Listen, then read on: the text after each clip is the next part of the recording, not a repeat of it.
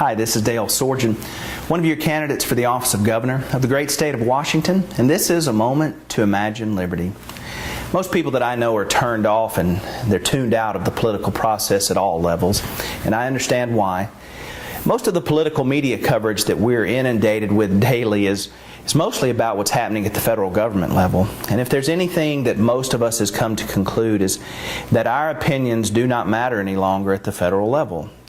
The federal government seems to operate in a vacuum that's devoid of any context with the reality that people live in.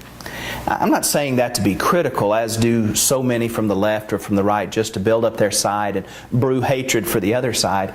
I'm simply saying it as a matter of observance. Most people that I know feel like the federal government does not care about them, so they've chosen not to no longer care about the federal government. Unfortunately, the apathy that we've been forced into by our federal government, it translates into apathy at our state and our local levels.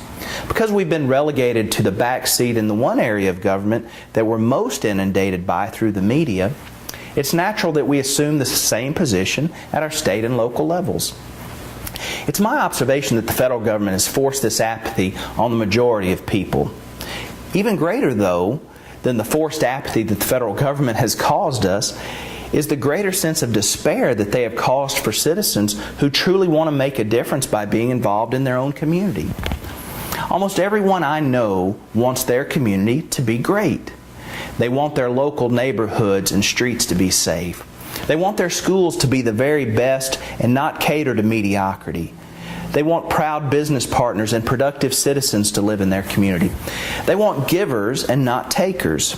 Most people I know are passionate about the communities they live in.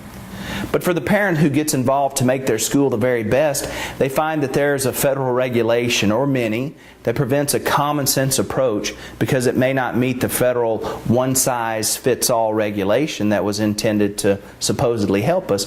And for the homeowner who is trying to help to make their streets safer, they find that many federal regulations seems to favor the offender, not the offended. Wherever the local citizens turn to be involved to make their local community better, they often find some kind of federal regulation that only causes them to despair and become weary. I'm sure that the one-size-fits-all regulations that the federal government has placed on to govern us, so many aspects of our lives, they were put there for a reason, but I'm not convinced any longer that many of them, if not most, have not done us more harm than good. Look around. People don't care anymore, and they won't care again until they begin to believe that they can make a real difference in their community. Some may not believe or understand this, but I suggest that our path to restore power and belief to the people in their communities begins with the powerful office of governor, because I cannot believe the federal government will ever relinquish its domineering control without us first demanding it. I invite you to check out our website at www.imagineliberty.us to find out more about our Imagine Liberty campaign. If you've already decided that you're fed up with the political process too, but you're just not sure if you're ready to risk voting outside of one of the two ruling political sides, despite the fact that they've been in control for such a very long time, then you're in luck, because one of the political sides will definitely have a candidate that's just right for you. But if you're willing, I would like to invite you this year to join us and break the cycle and have the courage to think independent.